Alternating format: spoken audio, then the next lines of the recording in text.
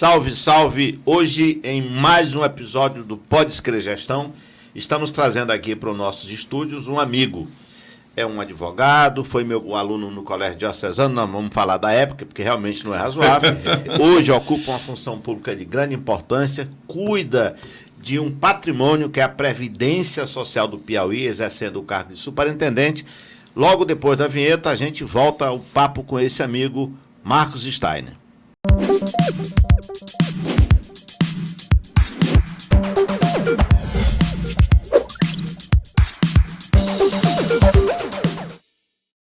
Doutor Steiner, para começar, o senhor foi aluno do professor Damião? Fui, professor do aluno Damião diocesano. Tive lá, eu costumo dizer que eu nasci umas 3 vezes na minha vida. Uma no dia do meu nascimento, dia 5, outra quando eu entrei no diocesano e outra quando eu andei numa vereda no sítio que o papai tem aqui em Monsenhor Gil, que a gente frequenta lá desde 6 anos de idade. E aí a gente ia deixar os cavalos alguma baixa para pastar melhor, ia com o vaqueiro. Aí, de repente, aquela lua cheia, né, com aquela vereda branca, bonita. E a lua refletindo ali nas palhas das carnaúbas, né, que era do babaçu queratinosa, nasci outra vez naquele dia, quando eu vi isso aí. Então, são 3 nascimentos na minha vida que eu tenho hoje, né? Muito bem. Bom, o senhor é formado pela Universidade Federal do Piauí, advogado, né? Já foi professor de pós-graduação, já foi assessor do Tribunal de Contas. Também já foi diretor da Unidade de Articulação Parlamentar da Secretaria de Estado de Governo. O senhor ainda leciona, professor? Não, eu parei de lecionar por conta da advocacia também, né? E do cargo que a gente assumiu. Não dá para você... A magistério, você tem que ter um foco muito específico naquela. Verdade. Porque ela não é fácil. Quem achar que o magistério é fácil, talvez tem algumas pessoas que têm um dom, como o professor Damião, né? Que tinha o dom de dar uma aula. Inclusive, eu tenho aqui a minha história de esquerda, né, de ser um defensor da esquerda, numa das aulas da Damião. Não é que, veja bem, é preciso deixar claro que não ocorreu nenhuma espécie de doutrinação. Não. Apenas o que ocorre. Estava falando da Revolução Industrial. Então você falava da luta de classe, de sindicatos, que era o normal que aconteceu naquela época.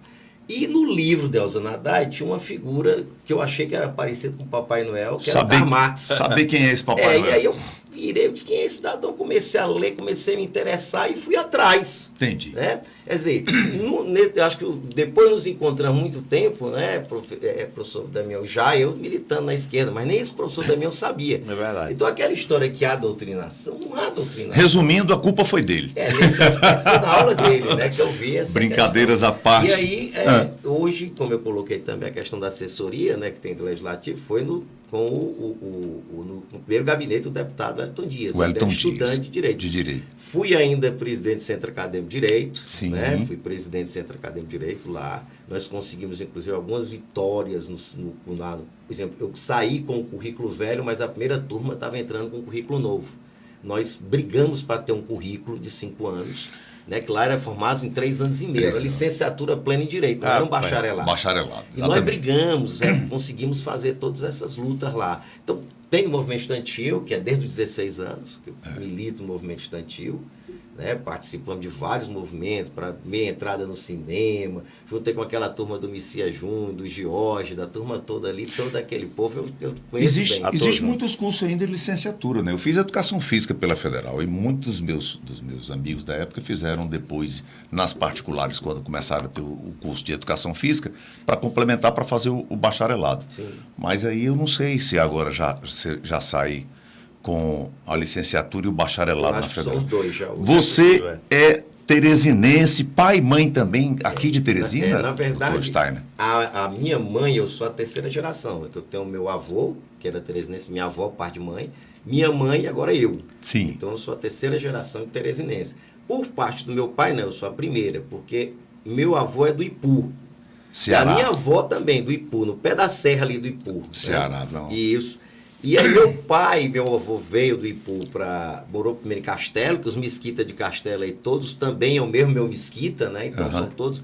Tanto é que o meu bisavô, que era Antônio Álvares de Mesquita, né? Ele tirou o Dino e botou nos outros, mas o meu era para ter o de Mesquita também. Passou férias, então, ali no Ipu, na bica do Ipu, sensacional. Gelado, comendo alfininho, uma chácara que tinha. Alfininho. Que inclusive, e depois eu descobri que eu sou um apreciador de rum, que a diferença do rum da cachaça é que a cachaça é feita da cana-de-açúcar. Da cana-de-açúcar. Da garapa. Da garapa, sim. E o rum é feito do alfinim, né? Que é do melaço da cana. A diferença é essa deles dois lá. Cresceu onde aqui em Teresina? Teresina, São Cristóvão. São Cristóvão. Frente à casa do nosso Deusdete Nunes, o Garrincha. Prego na chuteira. Exatamente. Conheci Tia Regina, torcedora do mesmo time que eu, Fluminense.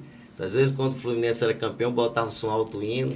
Mas o Garrincha é botafoguense. Botafogo, né? Pedia pra baixar. A Tia Regina gritava logo, não, pode deixar, Marquinhos, aumenta isso. O Garrincha é lembrado pelo pastel da Maria Divina. Morreu. Me diga uma coisa, quantos irmãos, doutor? Nós somos, eu comigo 4, né? Então eu sou mais velho, eu tenho o Guilherme Stein, Gustavo Stein e a Maria Helena, que não tem Stein, mas ela vai colocar o Stein também. Também, né? Para manter a tradição. E o Stein é interessante. É um nome alemão, um nome alemão. Mas não tem nada de alemão, nós não temos descendência, não temos ascendência alemã, ninguém veio nada disso. Isso, meu avô trabalhou num hotel em Fortaleza e conhecia um alemão que era um cara muito bacana com ele. E o nome do alemão era Philipp Steiner. Philipp Steiner. Então ele achava bonito. Foi uma homenagem também ao amigo. E aí o que ocorre? Quando nasceu o primeiro sobrinho dele, filho da tia Sé, da minha tia-avó Sé, né? Ele botou o nome de Philipp Steiner. O nome do primeiro sobrinho dele é Philipp Steiner. Quando ele veio para cá, nasceu o papai nasceu no dia de São Francisco de Assis. Né? Então, vovó não queria botar ele ia botar Philipp Steiner. E aí vovó não botou Philipp Steiner, botou Francisco Steiner Gomes Mesquita. Que botou esse nome. Quando eu nasci, havia uma confusão aí. Né? Mamãe, professora de letras português, adora literatura, apaixonada por Vinícius, queria botar uma homenagem ao Vinícius de Moraes. Marcos Vinícius, não sei o que de Moraes, né? Então o nome do meio Moraes. E o papai queria botar Francisco Stein Gomes Mesquita Filho.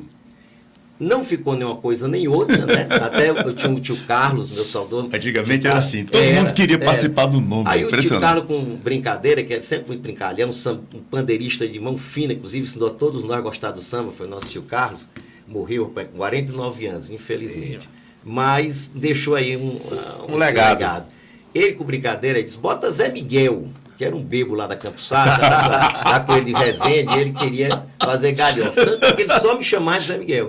E era como se estivesse chamando Marcos, né? Ele chamava Zé Miguel, eu já olhava. Na rua, uma vez, eu me lembro, ele ainda vivo, eu só vi Zé Miguel, por coincidência. Eu virei para olhar pensando que era comigo. E aí não ficou nem o Francisco Stein Gomes Mesquita Filho, nem o Marcos Vinícius de Moraes. Ficou o Marcos Stein. E aí ficou todo o restante. Mas não tem nada de ascendência alemã. A única verdadeira Stein é a minha esposa, né? Porque quando nós casamos, eu ia botar, claro, aí o Guilherme botou nos filhos, né? O Davi Steiner, né? O Lucas Steiner, o Gustavo botou Maria Luísa Steiner, Maria Clara Steiner, a minha irmã botou Mariana Steiner, e aí eu botei o Theo, 5 anos, Theo Steiner. E por ser um nome muito forte, se eu só colocasse um nome, o Mesquita, que seria o sobrenome da minha esposa, ia ficar meio sem fazer a ligação. E eu digo, não, eu vou tentar ver se eu consigo aqui convencer o cartório a colocar o Steiner, né? Sim. Então, quando eu cheguei lá, eu disse, como é que é seu nome? Ela disse, não, vai ser Renata Costa Basílio a Steiner. Aí ela olhou assim, eu digo, eu sou alemão que nem eu aqui, presta atenção, louro, olhos azuis, mas ficou Steiner. Bom, mas então, já ficou agora, já então tem descendência do Steiner. Agora é a Renata, que é minha esposa. Tinha algum advogado na família que lhe inspirou? Não, na verdade isso aqui foi mesmo a questão dessa luta por direito, né? Por direito a ter direitos. Foi essa inspiração, exatamente, veio do movimento de esquerda. Eu depois participei no Diocesano, claro, toda aquela a questão de encontro de jovens, né? E na universidade acabei ainda do encontro de jovens indo também para o centro acadêmico, que lá eu já decidi no Diocesano. Eu lembro de um episódio interessante que aconteceu exatamente. A gente costumava lanchar, ou ia lá no Pãozinho de Queijo São Cornélio, na Pedro II, Sim, Diocesano. na Praça P2. Tinha um fliperama ali, que hoje é uma loja, para ficar X com o de Clube do Diário. Tinha um fliperama do Diário, que era mais trevoso, né? Era do outro lado do Clube do Diário, ali, no calçadão ali. Eu adorava jogar o flipper, né? Eu também. O flipper. E aí, eu fui lanchar e... Pinball, velho, exatamente. Pinball, velho pinball. E eu passando, e teve uns meninos de outro colégio que implicaram com os meninos, os pobres, coitados, que estavam lá, menino de rua, né? Eu fiquei tão revoltado com aquilo. Eu pesava 55 quilos, eu ia apanhar se os caras viessem para cima de mim. Mas eu fui para cima deles, defender o... Ou seja, você se importou. Eu me encontrei com isso. Você se importou. Eu quero fazer direito para ter uma luta, para lutar por direito, para poder fazer alguma coisa que eu acho que é possível nessa questão, toda essa criação humanista do diocesano, que tem muito isso, o diocesano sempre nos deu essa discussão humanista. Nossas aulas de EMC... Né, o OSPB, na verdade... Educação moral, vamos traduzir educação moral e cívica e organização social política brasileira. Eles faziam algo mais subversivo, digamos assim. Eles não davam isso. Eles discutiam outras matérias. Para você ter ideia, na aula de religião, a gente escutava sobre alienação. A gente passou quase 10 dias discutindo o que é alienação, discutindo na aula de religião. Que eu acho que hoje era tão importante que a gente, pelo menos, lesse lá o Coleções Primeiros Passos, né, que tem o que é alienação, que eu acho que deveríamos discutir alienação. Porque hoje as redes sociais são terríveis. E a gente teve uma aula de alienação, né, que me serviu muito durante toda a minha vida. Eu não esqueço, nas aulas do professor Costinha, quem não queria ir para a missa, é a aula do professor Costinha. Então, eram discussões interessantes, coisas de jovem. E o padre Costinha, ele não tinha pudor de discutir nada. Ele discutia tudo que você imaginasse. Tudo. Claro que era o papel do professor ali, né, de esclarecer. Entrou na Federal que ano? 1991. Era o vestibular, ainda era em dezembro ainda, né? Era, exatamente. Era em dezembro. Eu lembro muito, eu fiz primeiro na UESP, né? Que eu fiz lá agora não lembro, que era ali na Zona Norte. Mas do vestibular eu lembro, fui no João Clímaco de Almeida, na Campos Salles. Eu fiz meu vestibular lá. Tanto é que eu lembro que meu avô morava um quarteirão dali, casa de esquina, e eu de manhãzinha cedo para lá, ainda revisava alguma coisa e ia. Nessa revisão ainda consegui umas 4, 5 questões lá acertar no vestibular, aquela revisão ali antes da prova. Nessa época era o presente de Natal, todo mundo queria. Só tinha, na minha época só tinha a Federal. Professor, uma vez por ano. Só Federal. Professor, antes que o senhor faça a sua primeira pergunta, a gente vai logo introduzir aqui na questão do Piauí Prev, né? Que o doutor Steiner é o superintendente lá.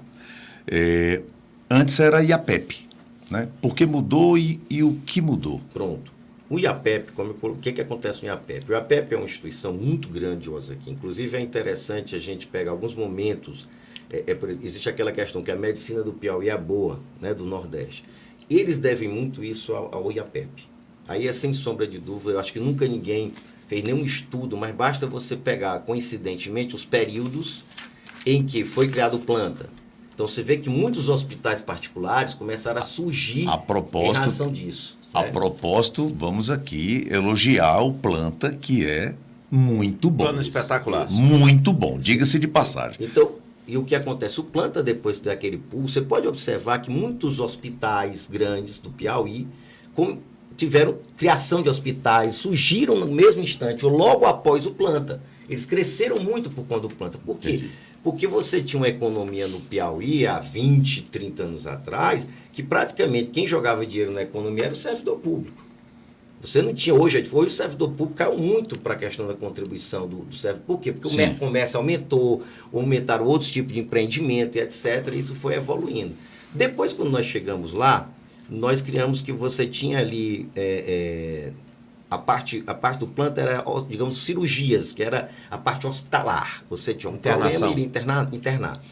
E a parte de ambulatório, que era consulta e exames, ainda era sustentada pelo próprio Estado. Sim. Né? O Estado arcava. E isso está ficando caro. E outra, o Estado pagando, já que o Estado não oferta o SUS, por que eu estou criando, entre aspas, um SUS que o servidor tem a oportunidade? E tinha outro problema, não dava para financiar mais, ia ficar caro para o Estado. As filas eram terríveis. Você tinha fila ali que dobrava, encontrava em frente à Pioneira, ali dobrava, se cruzava ali em frente à Pioneira. E aí nós criamos o IAPEP Saúde, naquela época. O doutor Jefferson, a gente sentou e criamos o IAPEP Saúde. Você já fazia parte dessa equipe? Já, nessa época, sim.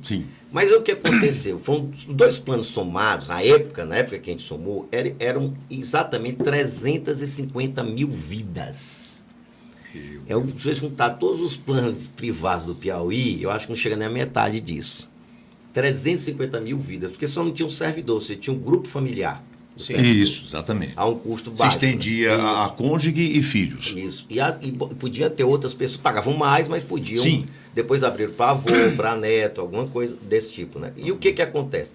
Nesse mesmo período começou o IAPEP Saúde, vocês podem pegar que foi a época que surgiram muitas clínicas. Clínicas maiores. Veja o próprio Teresina Shopping abriu um espaço médico. O espaço saúde. Espaço saúde do Aí você Teresina. pode ver, hoje tem vários espaços em Teresina que, coincidentemente, foi nessa época. Porque os médicos viram o feeling, viram que podiam ter dinheiro, podiam se organizar, porque você tinha um mercado ali aberto para receber dinheiro, né, que você iria receber. Então, eu acredito que esses dois foram muito, muito bons para o Piauí, para essa economia médica do Piauí. Né? Só queria entrar nessa conversa pensando que talvez não seja uma coincidência, mas uma oportunidade. Ou seja, a classe médica com visão, com leituras de mercado. Sim. Vamos Exatamente. criar essas coisas, porque tem um grande pagador que é o Estado, que é o serviço público. Com certeza. Né? E aí o que acontece? Ora, nós tínhamos ali 350 mil vidas que variavam de 0, que é um bebê, né, até 100 anos. Então era um tipo de pessoa, de cliente, vamos gostar de falar isso, de pessoas, né, que são atendidas, que tem que ter uma atenção, um foco diário, integral, sem vacilar, porque você está tratando de saúde. E é uma equipe multidisciplinar aí. Exatamente. Né? E você, ao outro lado, você tinha a Previdência, que à época tinham 40 mil aposentados e pensionistas. Então você vê a balança aí. O gestor, quando chegava, ele jamais ia ter o foco na Previdência. Ele sempre ia ter o foco na saúde. Você falou 40 mil pessoas. Nós estamos falando de que ano aí? Isso 2004. Pronto. 20 anos depois, nós estamos quanto? Aumentou mais. A gente está em torno do todo com 50 mil. É porque o que acontece? Vai envelhecendo, infelizmente as pessoas daquela época provavelmente não estão vivas mais hoje. Mas Marcos, e você vê isso como um ruim, uma desvantagem? Por exemplo, o gestor só olhar para a saúde e não olhar para a Previdência. Por isso, então, a separação... Isso. O que acontece? Desde de 2004 para cá, após a emenda constitucional número 41, depois que foi uma alteração, porque, na verdade, vem várias emendas à Constituição relacionadas à Previdência. Várias alterações constitucionais na Previdência. Tá? Então, nós fomos forçados a ter um foco maior. Houve uma fiscalização, uma preocupação do governo federal com as finanças da Previdência. Né? Inclusive o nosso doutor mesmo, que é o Raul Veloso, né? E ele diz o seguinte, ele diz claramente que os donos do orçamento são os servidores públicos, os aposentados e pensionistas. Eles são donos do orçamento. Quer dizer, pagam-se ele, o que sobra vai para investimento, vai para custeio e etc. Então, veja o que acontece. A Previdência começou a ter uma fiscalização maior pelo Ministério. Muito maior. A cobrança passou a ser maior. A preocupação, inclusive, foi colocado junto a qualquer empréstimo que você pegue hoje. Uma das primeiras coisas que ele pega, como é que dá a Previdência? Vocês fizeram reforma da Previdência? Vocês fizeram o que na Previdência aqui? O que está faltando? O que é? Então, tudo isso é observado. E tiveram que seguir as normas que iam surgindo. Isso. As e novas... se você não tivesse foco na Previdência, você não ia conseguir gerir a Previdência direito. Só para um exemplo aqui, naquela época, nós já tínhamos um déficit de mais de quase 400 milhões ano. Por quê? Mas aí é interessante tocar nessa questão do déficit, né? Sim. Para a gente voltar. Vamos só mais à frente, a gente volta aqui. Ok, fique à vontade. Então, quando houve o terceiro governo do ministro Wellington Dias, eu fui chamado para assumir o IAPEP. E aí eu já tinha a ideia, eu disse, olha, eu não vou ficar lá no IAPEP porque eu não entendo nada de plano de saúde. Eu acho que ali tem que ser ocupado, é um médico, porque chega um cidadão para mim que está lá precisando de uma cirurgia urgente. Eu vou autorizar, claro, porque eu não sei se está cara, está barata. É vida humana para mim, então para mim nunca vai ser barato uma vida humana. E não vai determinar prioridade, se pode esperar um dia, dois, uma semana. Então o médico pode avaliar melhor isso. Tá? Tanto é que, primeira vez me convidaram, eu digo, por que não divide a Previdência? A ideia aí fui eu que dei, essa ideia da dividir a Previdência. Que ano isso, doutor? Isso 2000, logo depois da vitória do Edson, foi 2002, né? 2002. Foi. A primeira, sim. Foi. E aí, isso a terceira, né? Não, foi a terceira, depois do governo Wilson, foi 2014, né? 14. Isso, foi 2014. E eu disse, por que não divide? Por que não tira a Previdência, monta uma autarquia ou aloca ela na Secretaria da Administração, para a gente ter um foco só na Previdência? Precisa isso, tem que tomar da gestão, você vai ter um fato melhor sobre a Previdência. E assim foi feito. Aí na segunda reunião que fui convidado, aí disse, o governador topou dividir.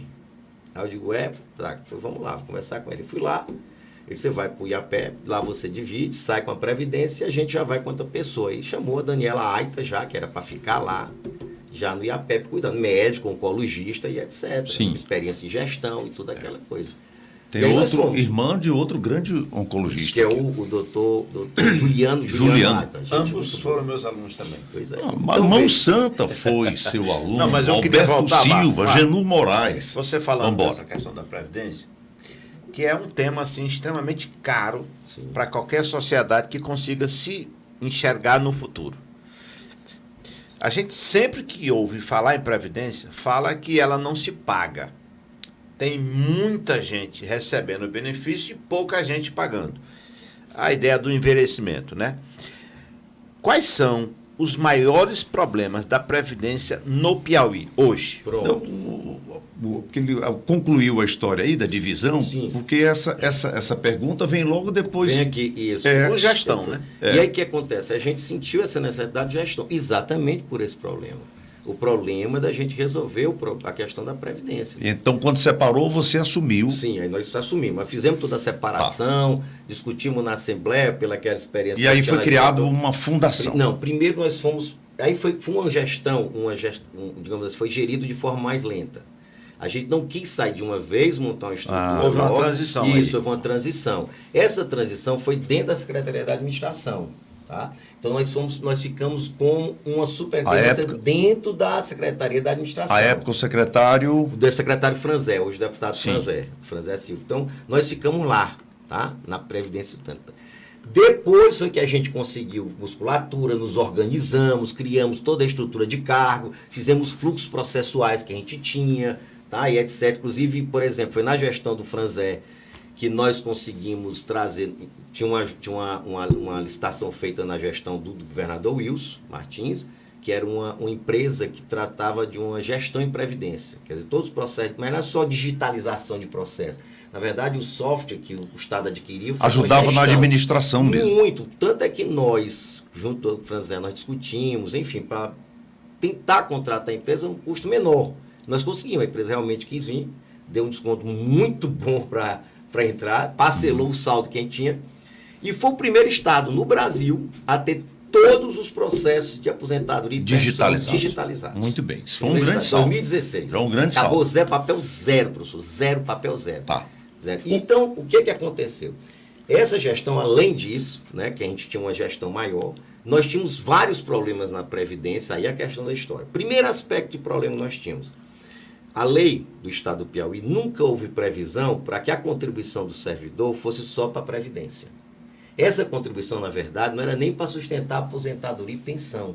A aposentadoria e pensão, ela era retirada dos cofres públicos. Não era da contribuição do servidor. Antes da emenda, antes de 2004... Como é que se organiza um negócio desse, antes de 2004, era uma seguridade social. Você tinha assistência social dentro do IAPEP. Assistente social, assistente de saúde e previdência. O que tinha lá de assistência social? Primeiro eu tinha os auxílios. Eu tinha auxílio funeral, o servidor morria, ganhava alguma coisa. Auxílio natalidade, o servidor nascia um filho, ganhava algum. Auxílio funeral, morria, efetivamente recebia os custos digamos, um valor para custear a despesa de funeral. E o pecúlio, quer dizer, morreu, ganhava a remuneração do servidor do mês. Além da do mês, outra remuneração do servidor. Então, e auxílio reclusão. Né? Então, o que acontece? Você não tinha esse... E tinha outra parte também do social, que era o quê? Era toda a questão de casas. Quantos conjuntos de APEP foram feitos? Tem vários conjuntos de APEP. Financiamento era de pai para filho, de mãe para filho, entendeu? Um financiamento e pai mesmo. Bom, não era qualquer pai, não. Era pai e mãe bom, que era isso. Era a perder de vista. Baratíssimo. Tinha. E aí foi dinheiro. Por exemplo, nós tivemos uma época que, aí se pegarem vídeos anteriores aí, né, do meu PEC, que hoje eu torço pelo Piauí, porque eu morei perto do Piauí Esporte Clube, né? Então, o que acontece? O IAPEP patrocinou o Piauí Esporte Clube.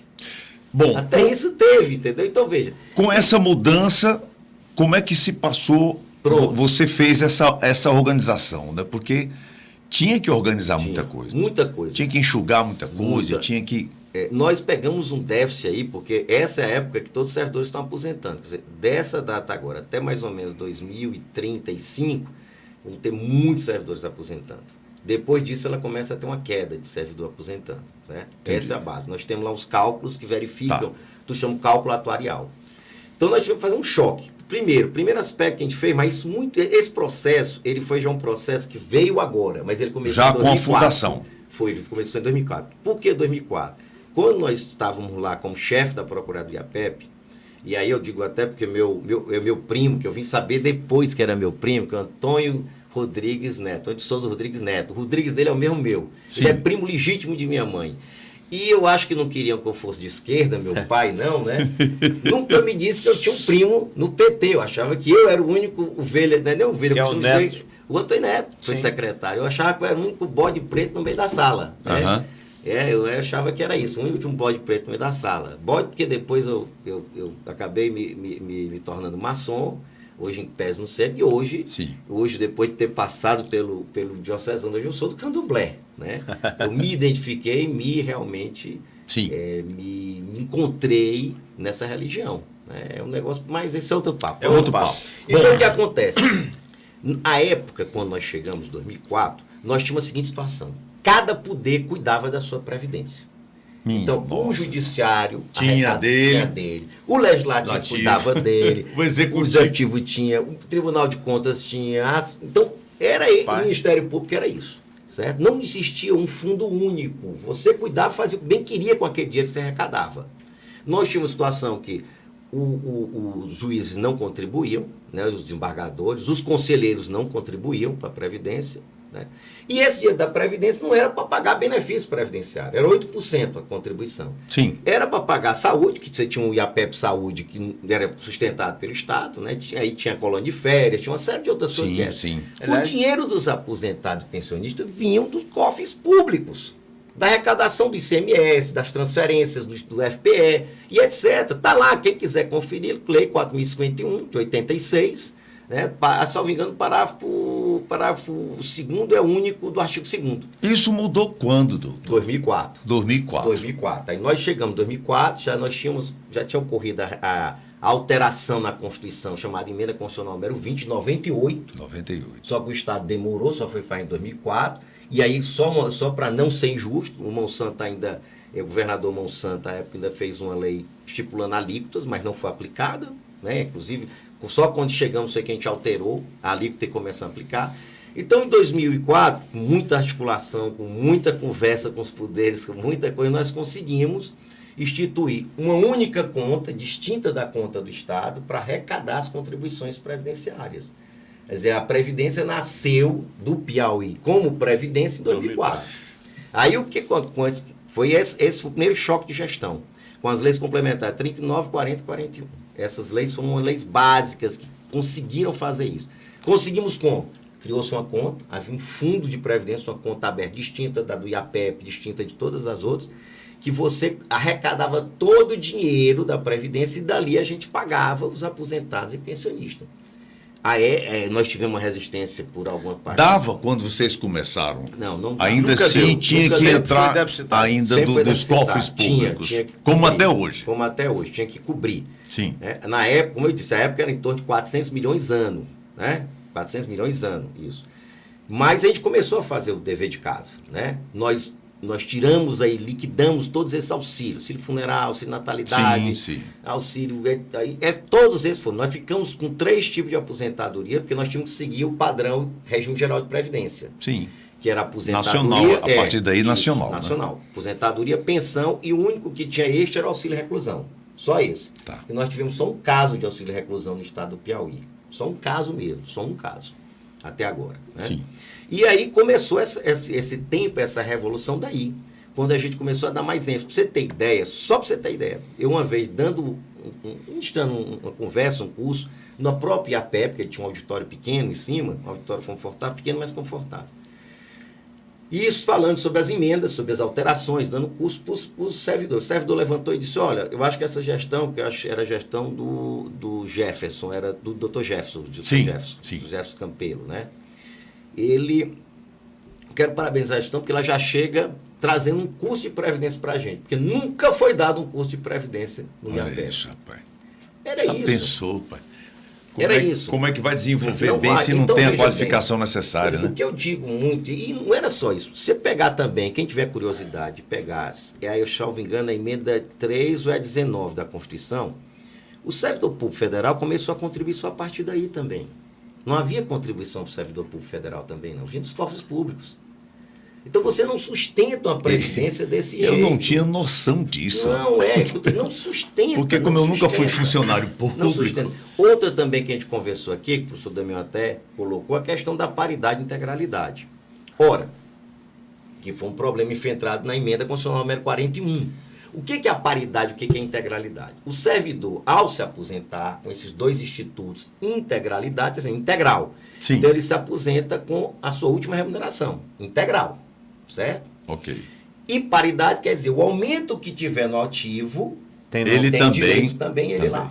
No mesmo percentual. Tudo. Se tiver um novo plano de cargo, ele vai ser classificado no 80. Mas entendi. O que acontece aí? Vamos lá, vamos aqui. Talvez seja, não vou ser muito injusto, mas vamos lá. Pegar procurador do Estado para não ser injusto com alguma outra categoria, que eu ia falar do policial civil, né? E eu ia dizer assim, mas vamos aqui, o policial civil há 30 anos atrás, o policial civil não precisava, em tese, ter carteira de motorista, não precisava entender de computador, não precisava de entender de direito, você não tinha essa cobrança toda. Minha mãe pegava um ladrão pelas calças, como pular o muro baixo lá de cá, minha mãe pegou um ladrão, segurou e chamou a polícia. Hoje você não faz mais isso. Sem dúvida. Hoje você não consegue fazer mais isso. Você não adianta que não tem, nem deve fazer isso. Então você tem uma complexidade hoje dos policiais civis infinitamente maior do que a complexidade tinha 30 anos. Não quer dizer que o salário desse policial civil anterior, ele vai ficar defasado. Mas o correto seria se ele fosse reajustado pela inflação. Pela inflação. Sim. Pelos índices inflacionários. Reajuste pela inflação, você acompanha o seu poder de compra não ficar. Tem isso. Só que acontece, se o policial civil de hoje, em razão dessa complexidade, ele ganha mais em razão da complexidade, das atribuições, do perigo, etc., certo. Aquele que se aposentou há 30 anos atrás vai ganhar a mesma coisa dele. Entendi. E aí o que é que eu faço? Como a nossa previdência... Sem ter sido exigido como o de hoje é exigido. E nem teve contribuição.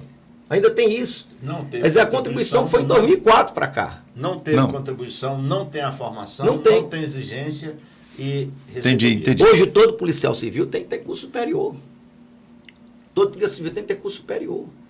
Entendeu? E hoje é um risco, realmente. Eu confesso que eu acho eles uns heróis. Eu digo sempre para todo policial delegado, vocês são heróis. Não só civil, mas militar, federal, todos eles, bombeiros e etc. Que eu não aguento andar com arma na minha cintura. Não tem como você se e você não tem, além da qualificação que você fazer, mas tem que fazer, gente, você faz um curso de tiro, você aprende a tirar, como eu já fiz.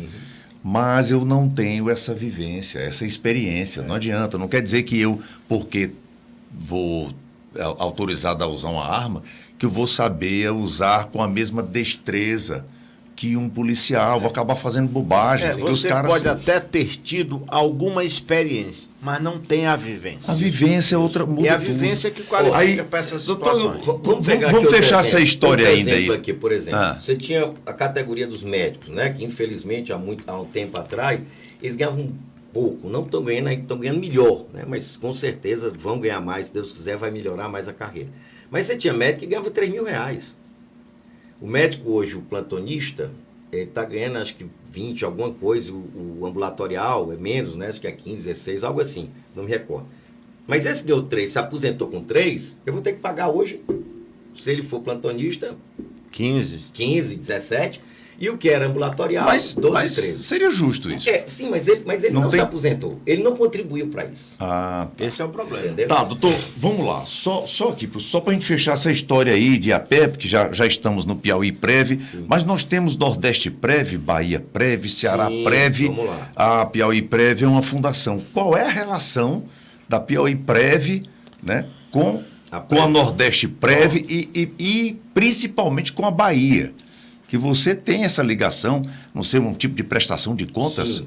O que acontece? Essa foi mais uma reforma da Previdência. Eu considero a reforma da Previdência. Muito bem. Se nós tivéssemos uma cabeça, quem tem hoje, tivesse feito essa reforma, todos os estados, isso em 2004 ou 2006 até, a Previdência estaria em outro caminho hoje. Outro rumo. Certo? Respirando um pouco mais aliviado. Com certeza. Tá? Porque você tem, por exemplo, você tinha a categoria desembargador e conselheiro que não contribuíam. E são salários, os maiores salários do Estado hoje são deles dois. Tanto é que eles são teto, né? Para efeito de teto do Estado, são eles dois.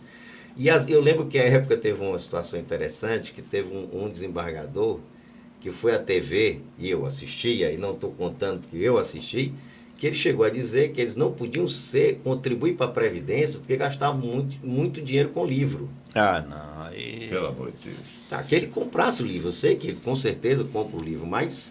Poxa, peraí, você tem que contribuir para a De Previdência. qualquer um, né? Isso é ridículo. Imagina então, de um desembargador. Então foi isso. E o que acontece?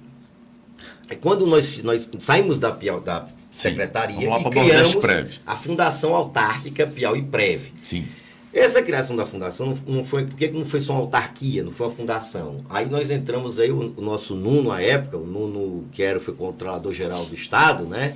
Ele elaborou uma minuta bacana, o Nuno sempre muito próximo da gente, é um grande profissional, o Nuno. Então ele chegou, Marcos, é melhor você abrir uma fundação porque você não vai pagar o PIS/PASEP. Porque a lei diz assim, não sei mais se sei que a lei diz, tá bom, pois vamos fazer uma fundação. Em termos disso... Se é para economizar, ótimo, melhor. Né? E aí criamos a fundação. Com a fundação, nós fomos agora ter muito mais foco do que dentro lá, e fomos atrás de tentar enxugar, porque veja bem, nós chegamos a ter aqui no Piauí, você tem ideia, nós chegamos perto de R$ 1 bilhão de déficit anual. 1 bi. No segundo governo, o terceiro governo Hélito, que veio do Wilson para o Hélito, o déficit atuarial, porque já tinha muita gente aposentada, não é culpa do governo Wilson, porque muita gente aposentou. O governo Wilson foi o que pôde naquela época. A gente vivendo mais. Sim. Vivendo mais. O déficit atuarial, o que é o déficit atuarial? É um cálculo que a gente faz de estatística, ele é uma estatística, né? Ele pega todos os servidores, vão aposentar todos hoje, certo? Hoje todo mundo aposenta. Quanto é que eu tenho que ter aqui guardar para daqui a 35 anos para pagar todos que aposentam hoje? Na época nós chegamos a ter um déficit atuarial de 64 bilhões de reais, ou seja, aqueles servidores lá em 2014, né, o Estado tinha que, durante 35 anos, para poder pagá-los, tinha que guardar aqui 64 bilhões de reais. Foi isso que tinha, da forma como estava. E esse foi o desafio. Né? Lá no segundo governo, diante de algumas medidas que a gente tomou, de alíquota e etc., de controle, nós conseguimos baixar isso para 26 bilhões. Nós caímos de 64 para 26 bilhões. E aí veio a ideia da Previdência Complementar, que era algo que já existia. O governo federal veio fazer dela só em 2013, né? Mas desde outras reformas já havia a previsão. O que é a Previdência Complementar e por que a Bahia? A Previdência Complementar é dizer o seguinte, o que é, em resumo? Ela é a imposição de um limite máximo para a aposentadoria. Então, o nosso limite máximo hoje é o mesmo valor que é pago do maior benefício do INSS. 8.149. 8.149, exatamente. Então, o que acontece? Não quer dizer que o servidor agora vai lá para o INSS. Não, é só uma referência. Uma referência. Isso. Então, todos os servidores, todos que entraram após 6 de março de 2019... receberão um teto máximo de aposentadoria, igual do trabalhador com carteira assinada. É isso aí. Tá? Só que o Estado, para impor essa condição, ele precisa dar oportunidade aos servidores, que ganham mais que isso, claro, que são os maiores salários, que dão mais custo à Previdência, para ele ter uma aposentadoria complementar. Daí é o nome Previdência Complementar. Tá? Então, essa complementar, nós podíamos ter duas modalidades. A gente podia ter criado outra fundação, aí custo para o Estado, sim, certo? Concurso público. Quanto é que está custando o analista de financeiro hoje? Ficou inviável. Ficou inviável. E aí, numa dessas reuniões aí do consórcio do Nordeste, né, que tinha o consórcio do Nordeste, primeiro foi, sim, que foi muitas ideias boas partiram dali. A Bahia já tinha a Previdência Complementar dela e foi sugerido pelo nosso hoje ministro, o Hélito Dias, mas por que você não cria aí a Previdência multipatrocinada? Quer dizer, abre as portas da Previdência da Prev Bahia para receber outros institutos. pegaram a ideia, fizeram a lei, alteraram e abriram para que recebesse. Está dando certo? Está dando certo. Pediram autorização à Previc, que tinha que ter autorização. Sim. E aí é bom deixar claro que a Previc foi criada, né, em 2014, salvo engano, foi 2014, por conta daqueles problemas que teve na Postales, na Previ, entendeu? Sim. Então criou-se essa autarquia Previc para cuidar, fiscalizar, cuidar. Só ela pode autorizar a existência ou o início de uma previdência complementar. Eles são totalmente fiscalizados. Mais controle, mais eficiência. Exatamente. O que é, então, a Nordeste? Desculpa, eu quero contar a história aí. É a associação das... Não, é isso. A Prev Nordeste, a Bahia se tornou Prev Nordeste. Para poder receber a Prev Bahia, tornou-se Prev Nordeste para poder receber o Piauí e outros que Bahia, também querem. Piauí e Sergipe hoje já lá. Você acredita que a tendência é que todos acabem fazendo isso? Olha, o Ceará, por exemplo. O Ceará também tem a dele, mas fica muito caro. O ideal é que eles migrem realmente para esse já existe. Até porque a Previc hoje está estimulando, porque fica mais fácil ela fiscalizar. Entendi. É só um órgão, ela vai lá e fiscaliza. É um guarda-chuva, né? Voltar àquela sua pergunta da dificuldade que mas agora, eu queria associar essa pergunta a outras duas. Aliás, a três, certo, mas muito bem divididas. Você chegou a dizer que o Estado teve um débito de 1 bilhão ano. Vamos imaginar, fazendo uma conta para quem vai nos assistir, para quem vai nos ver agora, entender bem. Primeiro, quantas alíquotas temos para pagar na Previdência? Quem ganha 5 mil, 10 mil, 15 mil, 20 mil, quem ganha um salário mínimo. Perfeito. Segundo, com quanto tempo efetivamente o sujeito tem que ter de idade, tempo de idade e de contribuição minimamente? Eu tenho lá 50 anos, contribui 30, 25, enfim. E terceiro, hoje, como é que está esse déficit? Quanto o Estado aporta todo mês para deixar essa previdência equilibrada? Muito bem. Nós tivemos, à época, muitas ideias para ter. Agora, o que realmente foi viável, foi porque é muito criticado, né? Foi a transferência do patrimônio da educação, das escolas de educação, para o Estado, para Piauí e Prev, né? E que isso rende a gente um valor razoável, né? Em torno de aluguel. Sim. Né? Que diminuiu. A reforma da Previdência, a última também, ela deu uma alterada melhor, porque nós tínhamos o quê? Os aposentados e pensionistas contribuíam acima do teto INSS, aquilo que fosse acima.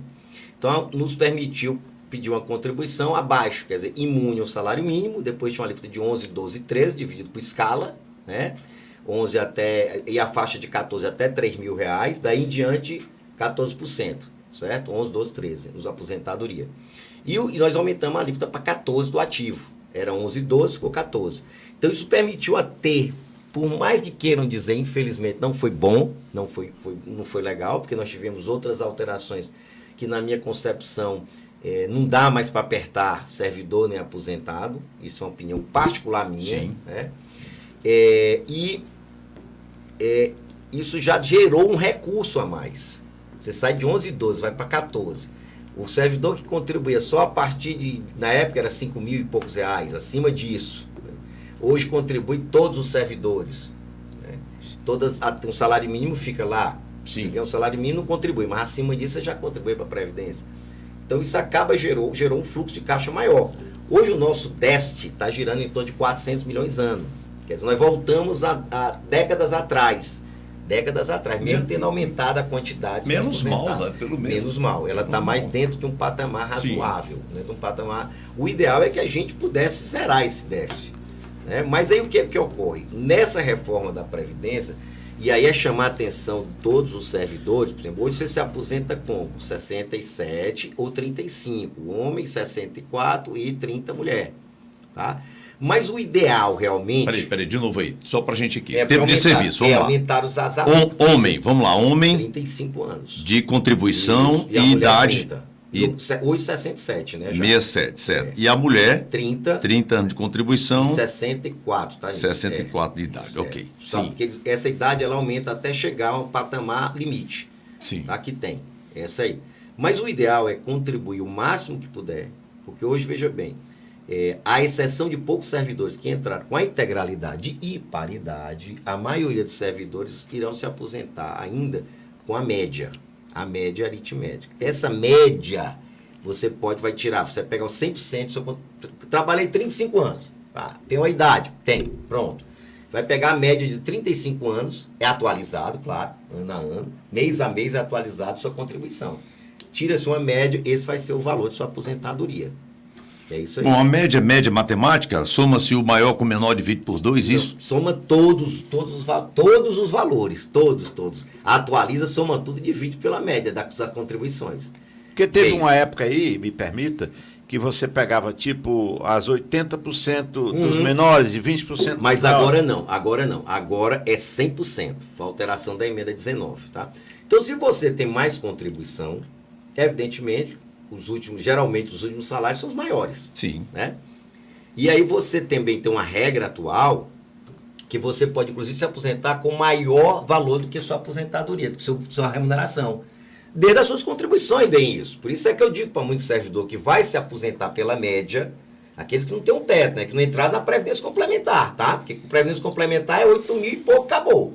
Mas quem entrou antes, que não entra na regra, da Previdência Complementar, o ideal é que eles contribuam sobre gratificação, sobre adicional, sobre insalubridade, sobre tudo que puder. Para isso, você tem que requerer que a contribuição... Para contribuir mais. Mais, para melhorar o seu benefício. Pronto. Mas isso também, esse mais tem um limite. Não, veja bem, tem. É em cima, é aquela coisa. Esse mais tem um limite, porque a remuneração não pode, por exemplo, sobre indenizatórias. Não, tudo bem. Mas pode sobre condição especial de trabalho, etc. Mas assim...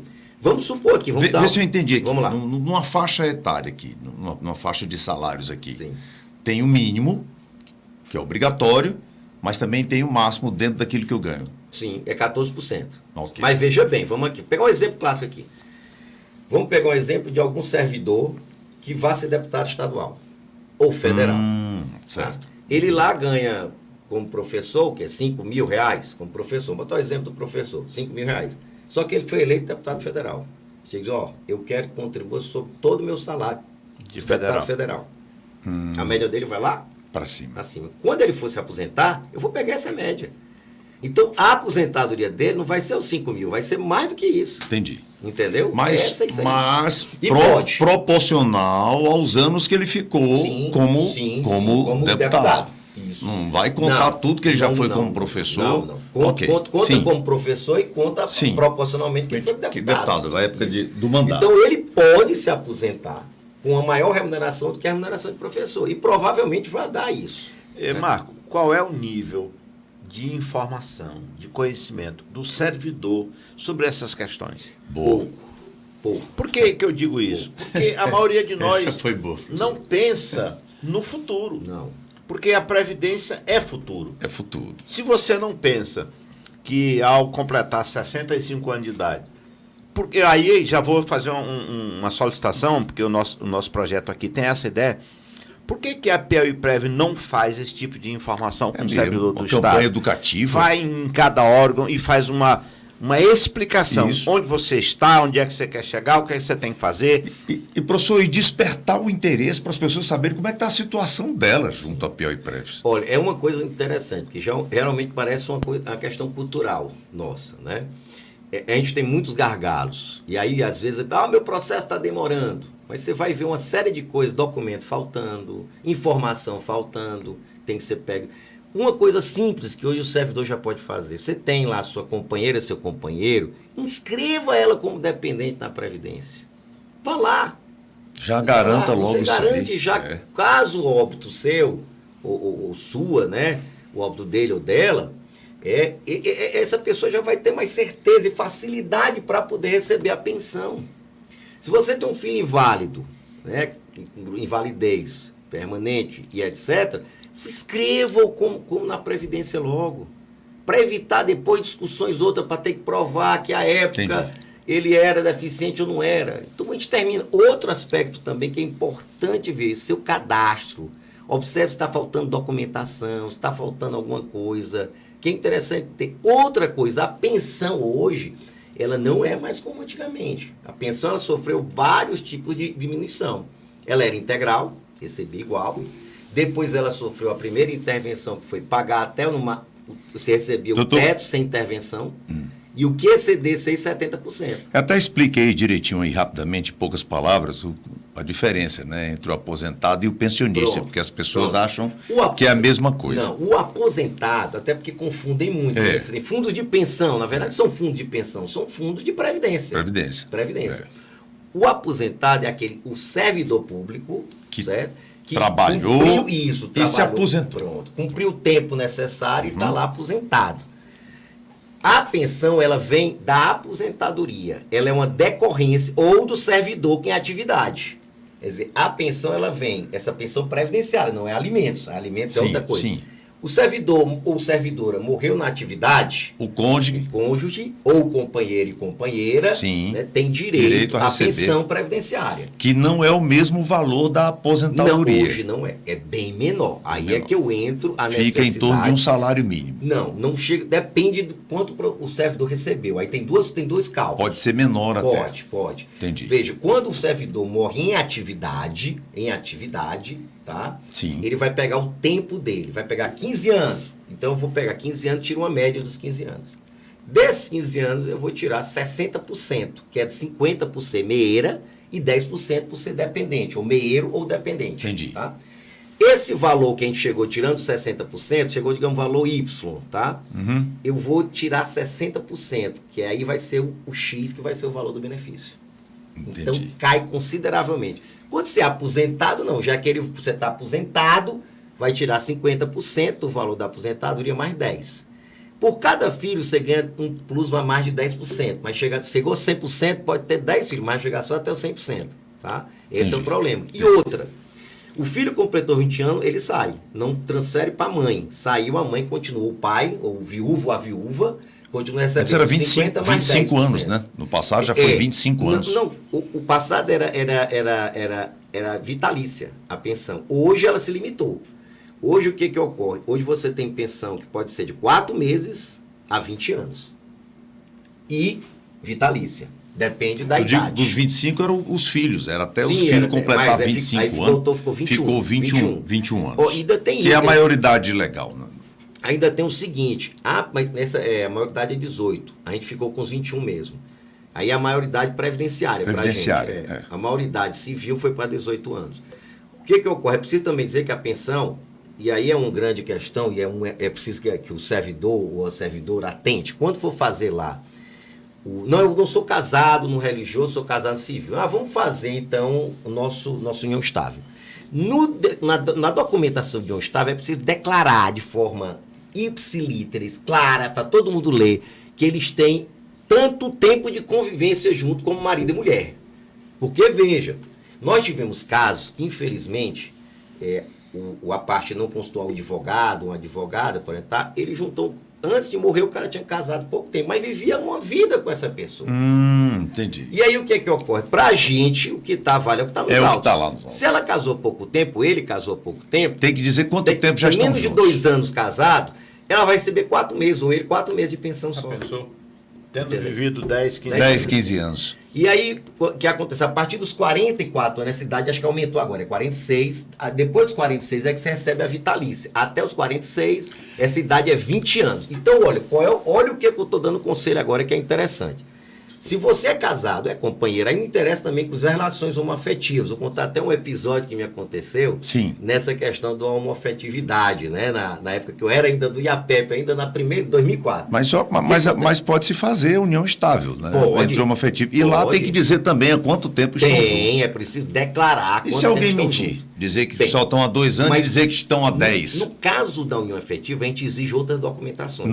Isso é o início, tá? A gente exige outras documentações que tem, tá? Tá bom. E aí é interessante também que essas pessoas em união estável colecionem documentos. Por exemplo, vamos aqui um exemplo. Plano de saúde, ela é dependente de quem? Imposto de renda, tem alguma dependência ali? Clube social, né? Quem é algum clube social aí, sei lá, Jockey, Classes... qualquer que tenha esse tipo de questão. Casa, que tem registrado que os 2 são donos da casa, são donos do terreno, lá em união estável. No colégio, fez a matrícula lá do criança, tudo isso em é união documento. estável, tudo isso é documento. Então, tem que colecionar esse documento. No caso do aposentado estadual, paga imposto de renda do mesmo jeito, o que eu acho injusto. Eu acho, porque assim... Mas vai cair agora essa lei, né? Sabe por quê? É porque assim, não é mais salário, rapaz, é provento, né? Mas paga Pois porque é patrimônio. Pois é, pá, mas já pagou imposto de renda a vida toda, que é só uma colocação minha opinião. Diminui depois. Vai pagar a vida 70. toda e toda a vida. Enquanto tiver vivo. E aí, qual é a questão que eu dou aqui? Sim. Quem tem essa situação, pensa em duas coisas. Na minha concepção, seguro de vida. Não tem para onde fugir. Todo mundo hoje é melhor que tenha um seguro de vida. Caso, entenda, se o companheiro, companheira, ou o marido, a esposa que tenha, né? O casal, um deles não tem a condição de continuar com uma vida boa. Né? Se todos os dois têm condição... O padrão, né? Continuar beleza. com aquele padrão. Mas se não, o melhor seguro de vida. Porque assim, tudo bem, eu vou acumular dinheiro. Sim, mas no meio de você acumular essa estrada aí, você pode acontecer o sinistro morte.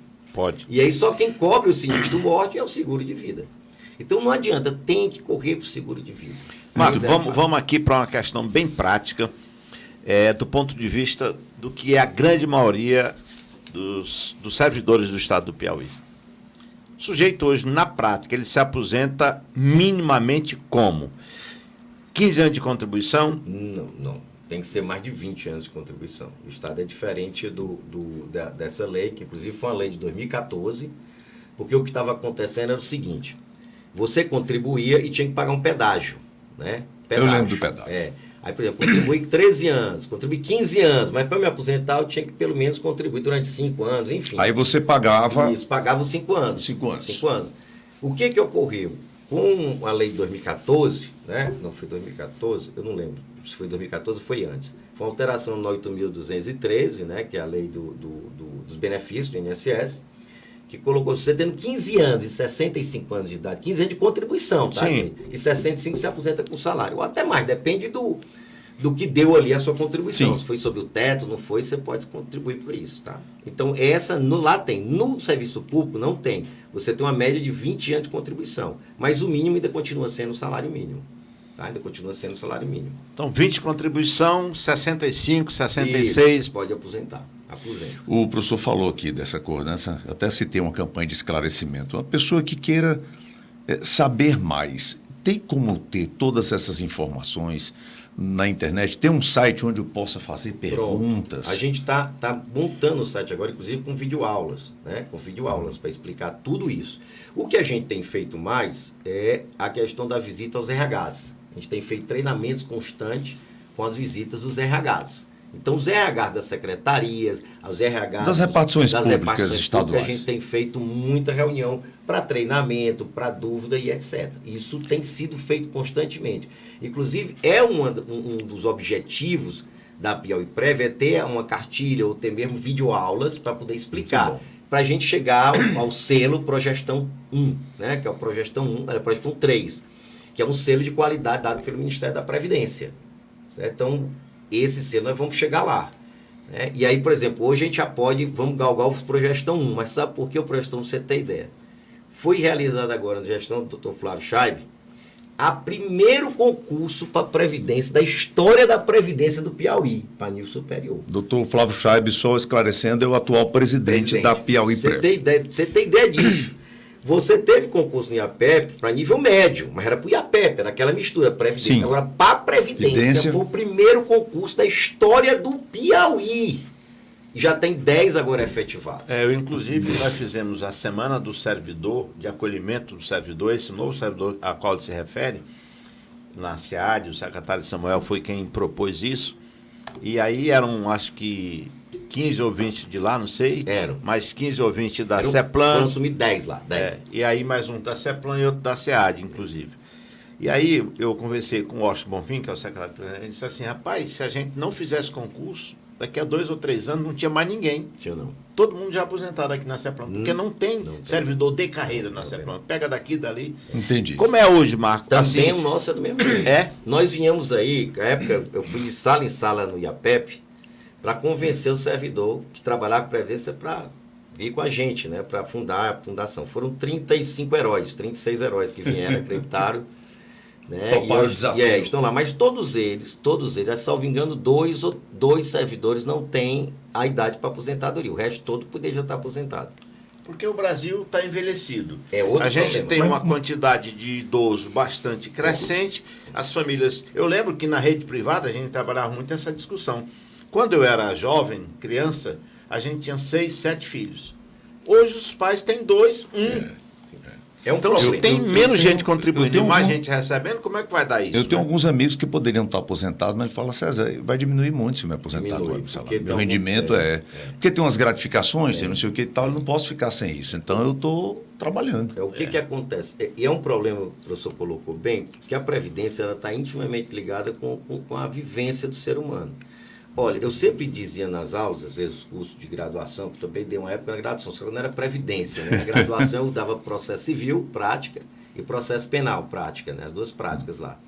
O que acontecia à época? Eu dizia, olha, nos cursos de Previdência... Mas o senhor também entende de direito tributário também, né? Sim, a minha especialização, por isso que você falou aí, Previdência. É porque, na verdade, a Previdência é uma coisa interessante. Toda a questão de relação de contribuição, ela é tributária. Tá, A contribuição ok, previdenciária é contribuição social, então ela tem natureza tributária. Quando eu estou lá no meu contra-cheque e olho quanto foi descontado, aquele é o lançamento do tributo. Entendi. Aquele é o lançamento do tributo. Então, o que ocorre? Quando eu ministrava Previdência, nas pós-graduações, eu dizia, olha, a pensão vai alterar. Por quê? Eu digo, gente, nós estamos vivendo uma relação, uma explosão de estética e de pessoas. Você tem hoje senhores e senhoras de 60 anos, né? Que tem cara de 45. Olha aqui um exemplo. 45. É, Esse eu tô- rapaz aqui tô tem com 59 anos, parece que 59 você anos. tá com Faço cara de 60 no 15, início do ano. 20. Cara Não, de- tô só com minha esposa mesmo. Claro, sim. Então, veja. Piadinha daquela, né? Aí, veja bem, então você vê isso. Então, você tem senhores e senhoras com idade se relacionando com pessoas mais novas. Sim. O que Sim. aconteceu? Vinha a falecer, claro que a probabilidade maior que Sim, uma pessoa claro, mais falecer, claro. e deixava a pensão aqui com uma pessoa de 20, 30 anos, que ia ser vitalícia a pensão. E eu dizia, vai alterar.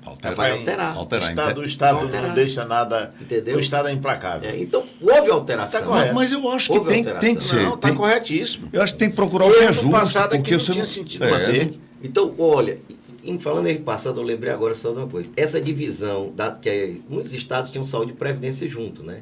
Se você estudar a história da Previdência, isso foi no relatório de Berwin, na Inglaterra ainda, 1930, por aí. Já falava que não podia ter a saúde e previdência junto. Você vê que no Piauí só foi agora. 2000. Pouco, né? 2000. Então, olha, é interessante entender o seguinte. Isso é uma ideia pessoal minha, concepção minha, tá? Ou a gente começa a criar um fundo nacional, um fundo federal de previdência, ou você vai ter, daqui a um tempo, daqui a 10, 15 anos, quando nós tivermos, eu tiver aposentado e outros estiverem aposentados, miseráveis. Aposentados e pensionistas miseráveis. Porque é o problema da faixa etária, gente. Você hoje, a nossa pirâmide etária chamada, não é mais uma pirâmide, né? Que você tinha uma base muito grande e afinando a ponta está quase um prédio. Ela está um peão. Ela está assim, ó, um peão. Entendi. Você tem muita gente de 40 a 50 anos nessa base aqui. Isso, a tendência é isso aqui. Como nós temos poucos filhos, ela vai cada vez diminuindo. Quem é que vai contribuir com isso aqui? Ou a gente começa a pensar que a Previdência, ela não... Haviam 2 escolas na história da Previdência, né? Que era a alemã e a inglesa, né? E cada uma com as suas preferências. A alemã com parte bem financeira e já a inglesa com mais detalhes, mais questões menores, né? Inclusive, o Papa Leão XIV, é o 14 Agora é. O 13 foi a Rerum Novarum, acho que uma dessas encíclicas dele, foi um dos que criou muito o sistema previdenciário. Era da linha social. Leão 13, na linha social. Ele bateu muito nisso, Leão 13, né? Então, veja, ou a gente começa a pensar que a gente precisa criar um fundo nacional, nós vamos ter aposentados e pensionistas miseráveis. Então, esse fundo feria o quê? Claro que você iria exigir, para que o Estado usufruísse desse fundo, uma série de mudanças, né? Previdência complementar tem. Como é que está o controle? Está pagando, você controla todos os pagamentos e etc. Você tem um controle disso. Mas se você não começar a tirar um pouco o foco do financeiro e olhar que a Previdência, ela é e nasceu como sistema social, como benefício social, nós vamos ter aposentados e pensionistas miseráveis. Doutor Marcos Stein Mesquita, depois de eu fazer essa explanação, explicar, essa história, inclusive, achei muito interessante. O senhor está otimista com o futuro da Piauí-Prev? O senhor acha que as coisas podem se organizarem melhor e ainda garantir um futuro bom? Não, ainda? é assim, como a gente conseguiu baixar bem a Previdência, né? 400 milhões a gente pode segurar porque o Estado também cresceu, né? Sim. O Estado, há algum tempo, conseguiu ter a arrecadação maior que o FPE. Sim. Certo? Hoje, a maioria dos servidores, você não tem tanto servidor como antigamente, até por causa da tecnologia, de uma série de questões que vieram para substituir, né? Ou para melhorar, de qualquer forma, dar uma eficiência maior. O que eu vejo é que a gente vai ainda ter esse pico de aposentadoria até mais ou menos 2035, daí começa a ter uma queda, né? E aí a esperança é que a Previdência Complementar veio para ficar, ela ainda não está surtindo efeito na aposentadoria, no cálculo atuarial, mas a expectativa é que esse déficit atuarial vai cair mais, porque os novos servidores todos entrarão nesse sistema de previdência complementar, até porque mudou muito o perfil do concurso público. Antigamente, você estava trabalhando, ou trabalhava no setor privado e fazia concurso e entrava. Hoje não, é o primeiro concurso. A maioria é o primeiro emprego assim, do Estado, é o concurseiro chamado, que mudou muito. Então, eu acredito que isso é um indicativo bom. Exatamente a instalação da Previdência Complementar, na minha concepção, é que vai segurar esse déficit. Tá, e agora eu quero Vou fazer uma pergunta aqui, eu quero saber a sua opinião. Com todas essas mudanças, né, quais mais mudanças o senhor acha que deveriam ser implementadas logo para se ter mais fôlego, para que a Previdência do Piauí, a Piauí-Prev, tenha mais fôlego? O que é que poderia ser feito agora? Nós temos aqui uma expectativa, né? Ver essa questão da exploração de petróleo na foz ali do Rio Amazonas, muita gente critica mas o Piauí estaria dentro dessa zona de exploração. Ou então, que a ministra... Viriam alguns royalties para cá? Sim, uns royalties para cá. Ou que tivesse aí, que está com a liminar, e mais de 20 anos aí, a liminar, eu não sei se é a Carmen Lúcia que está com ela, ou outra que substituiu, a ministra que saiu, sobre a questão da liminar de divisão dos royalties para todo o Brasil. Sim, para todo o Brasil. Então, seria uma capitalização bem interessante, poder ser usada parte disso. À época eu até propus... O que é justo, né? Porque é governo federal, são impostos federais, então se é da União, tem que dividir para toda a União. A tese que eu defendo é o seguinte: essa imposição, veja bem, a emenda 20, a emenda 103, que foi a última agora de 2019, a época do governo Bolsonaro, né, que foi de 2019, muita gente critica, mas ela foi que trouxe um alento para os cofres públicos. Foi ruim para o servidor, foi. Mas para efeito de manutenção do sistema previdenciário, ela está dando resultado. É tipo assim, é melhor ter alguma coisa do que não ter coisa nenhuma. Isso é fato. Então, mas ela trouxe uma imposição. Qual foi a imposição? Que todos aqueles que têm o chamado regime próprio de previdência social, que é dos estados e municípios, eles são obrigados a migrar para a previdência complementar. Tá? Existe essa imposição que foi constitucional. O governo federal impôs. Mas o senhor vê isso com bons olhos. Vejo. Mas aí complementar vai ajudar na aposentadoria. Mas nesse primeiro momento, a complementar acaba fugindo um pouco da arrecadação dos estados. Por quê? Vamos pegar um exemplo. Eu tenho 2 conselheiras novas que entraram agora, né? A conselheira Rejane, que veio do setor privado, ela não era servidora, né? E ela entrou na Previdência Complementar. Então ela vai se aposentar pelo RPPS lá com 8.149 pontos. E o que é certo, ela está contribuindo para a Previdência Privada. Então vai ter mais, claro. Mas a Previdência Privada, ela é como se fosse um contrato privado. Tá? Vai depender do financiamento, vai depender do juros, vai depender de uma série de coisas para usufruir. Então veja, eu estou perdendo, se continuasse nessa regra, a conselheira Flora e a conselheira Rejane, elas iam contribuir com 14% sobre toda a remuneração. Assim, procuradores que entraram agora, defensores públicos que entraram também, juízes, promotores que entraram também, vão contribuir até o teto. E aí a arrecadação, que seria 14% para lá, vai cair só para 8.149. Então a contribuição fica 14%. Né? E você perde receita nesse primeiro momento. Entendi. Qual é a minha tese? É que, olha, como o governo impôs, e tem como eu saber daqui até a que data eu vou ter o último servidor, né, com o RPPS, o poder público poderia financiar essa transição. Tá? Então, poderíamos financiar esse trânsito. De onde viria esse dinheiro? Aí você fala governo federal? Sim, porque ele não impôs. Não teve as imposições relacionadas então ele daria a contribuição dele agora no processo, na contrapartida. Eu queria... Então, veja, poderia vir das BETs, poderia vir da legalização dos bingos, poderia vir da divisão dos royalties, esse dinheiro, entendeu? Então você conseguiria fazer essa transição de aplacar o dinheiro aqui, porque precisa pensar uma coisa, professor, olha, quando o Estado deixa de pagar déficit, sobra dinheiro no orçamento. Dinheiro no orçamento vai para infraestrutura, para hospital, para educação, etc. Sim. Olha, só para você ter ideia. Nós chegamos no governo a primeira vez, o déficit da gente que a gente tinha, mensal, era um absurdo. Quer dizer, com um mês ou 2 meses de déficit que a gente tinha na Previdência, dava para ter finalizado, era 100 e tantos milhões aqui para finalizar aquela duplicação até de minha valor bom e a duplicação aqui também. Com 2 meses de déficit de Previdência eu tinha terminado, tinha um dinheiro para pagar, tudinho. Você tem ideia, o pancada que é.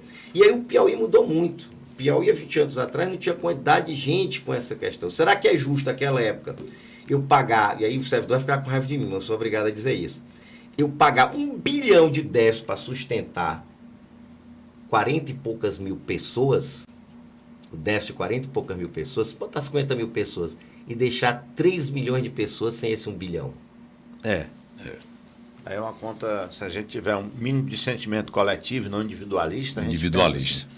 Mas eu queria lhe perguntar o seguinte, olhando para a sua categoria, que você também foi professor, e para mim, que sou professor, nós temos no Piauí professores que são da rede municipal, regime próprio, professores da rede estadual, seja a universidade, seja a área da SEDUC, e professores que estão no campo privado.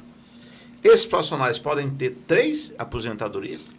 Pode ter 3 aposentadorias, porque o privado, que a acumulação é proibida no setor público, né? Então, 2 cargos de professor, pode, certo? Ele pode ter, tá? Agora, já o particular também poderia ter, não tem problema. Só que é trabalho... Mas esse período que a gente fala muito da concomitância... Não, aí é que tá. Como são institutos diferentes, por exemplo, município e estado, né? Então, o Teresina, vou dar o exemplo de Teresina, tem PMT. Isso. Que, inclusive, é preciso deixar aí, um abraço para o meu amigo Kennedy, eu preciso deixar você pode falar tudo da outra gestão. Nós vamos trazer ele aqui. Mas em termos de previdência no município... Barros, o Kennedy, foi o anterior. Foi o anterior, que foi o Kennedy, da época do doutor Pessoa. Se a gestão do doutor Pessoa teve lá o desmando dela, na previdência foi excelente. Ele fez tudo que nenhum outro prefeito fez, e eu confesso, e aí eu vou dizer, que eu cansei de encontrar secretários e dizer, vocês façam a reforma da previdência de vocês façam, vocês são quebrados, sabe por quê? E eu dizia para ele, justificava, você olhar a Constituição Federal, quando a Constituição de 88 foi promulgada, você tinha o município com uma carga de serviço qual? Lâmpada, lixo e ônibus. Isso aqui. Lâmpada, lixo e ônibus. Era isso. Tá? De primeiro grau quem era? Estado. Segundo grau quem era? Estado. Isso. Saúde, Estado. Trânsito, BETRAN, Estado. O que acontece?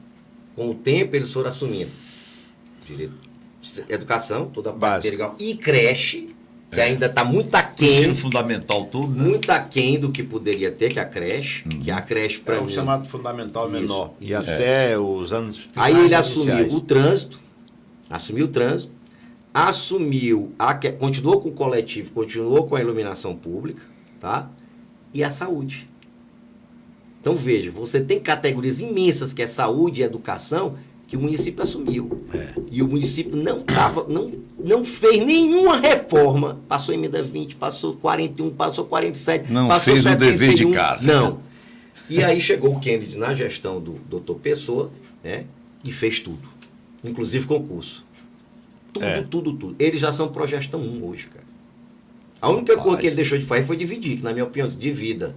Mas não deu para dividir. Não deu tempo. Isso, não deu tempo. Mas foi um excelente. Papo bom, né? Papo bom, e eu fiquei aqui esclarecedor essa conversa aqui. Utilitaríssimo. E eu fico observando durante toda a nossa conversa, observei o entusiasmo do Marcos Steiner. Ele está no lugar onde ele pode ser difícil, pode dar dor de cabeça, mas te traz satisfação. Não, muito mesmo. Até porque a gente trabalha com um público que precisa de muito carinho, que são pessoas que já deram o seu esforço laboral por toda a vida. Você imagina o seguinte, a gente passa mais tempo no trabalho que em casa. Aí entra uma discussão da jornada de trabalho, que eu sou totalmente a favor da mudança, porque você imaginar uma coisa, eu passo o dia todo trabalhando. Se você tirar o tempo que você fica dormindo, que é o período de convívio, é mais trabalho do que casa. Agora, eu quero lhe fazer uma pergunta aqui. Em nome de todos os funcionários públicos estaduais, né, que estão próximos de se aposentar, eles podem ficar tranquilos? Vão ter a aposentadoria deles? O estadual, sim. O estadual, lhe garanto que sim. A preocupação aí é com o próprio INSS, tá? Porque, assim, o INSS só teve superávit nessa história da Nova República, né? Nos últimos, no governo, quando nós tivemos pleno emprego, no segundo governo Lula.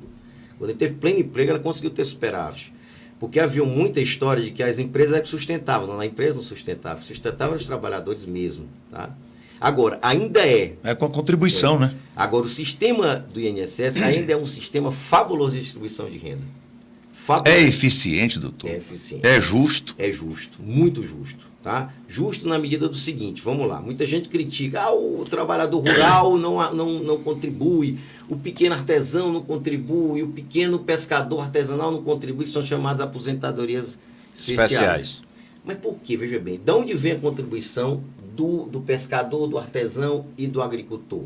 Vem da venda. Será que o INSS ia botar em todas as feiras do município, todas as feiras e mercados, para tributar o vendedor de peixe? Dava condição da pessoa estar tributando? Não tinha condição. Então é justo, por quê? Porque o Estado diz, eu não concedo, então eu vou ter que dar aposentadoria para ele, que ele me prove que trabalhou. Sim.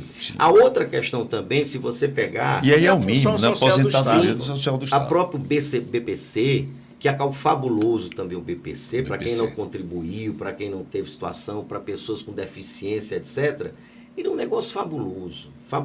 Teve uma queda muito grande, né? Teve, o BPC mas ele continua ainda. Funciona. Está mais criterioso, porque também tem que ter cuidado com as fraudes que existem. Isso. O sujeito é casado, aí a mulher morre, e ela recebia o BPC. Ele passa a receber o BPC dela ou não? Não. Nesse caso, não. Eu tenho uma tese que eu defendo, que é o seguinte, ela poderia receber o BPC e receber uma pensão. Tá? Essa tese eu defendo, dependendo da condição de vida dela. Sim. Porque nós tivemos um trabalho, inclusive, recente, um processo, desses processos que a gente pega e a gente fica meio maltratado com isso, foi de 2 filhas inválidas, né? 2 filhas encamadas mesmo, com aquela doença horrível que é a esclerose múltipla. Esclerose múltipla. Vai travando tudo, né? E aí, infelizmente, eu vou ter que fazer uma crítica também a esse parecer, que não me leve a mal, mas aí eu tenho o direito de contestar o parecer como jurídico, como advogado, estudioso do direito, né? Tenho o direito de contestar. Eu posso não concordar, mas posso contestar. Sim. Em que pese, eu mesmo contestando, não resultou em nada, continuou o parecer normal. Mas eu acho que houve uma falta de sensibilidade por parte do parecerista, né? Que emitiu esse parecer, alegando elas tinham um salário mínimo, uma aposentadoria. Cada uma. Né? E que por isso elas não iam receber a pensão da mãe. Porque elas já recebiam um salário mínimo.